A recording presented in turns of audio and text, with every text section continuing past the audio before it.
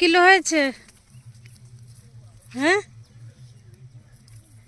যেমন অঙ্কিত লঙ্কা তুলে নিয়ে যাচ্ছে, এখন ওজন করে ও আবার টাকা নেবে।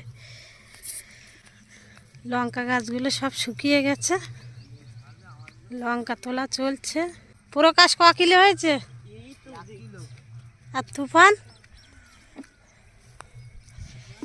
যে পুরো লঙ্কা বাগান শুকিয়ে গেছে, আর বাঁচানো গেল না লঙ্কা গাছগুলো। তো এখন এই লঙ্কা যা হয়েছে সেগুলো তুলে ফেলা হচ্ছে।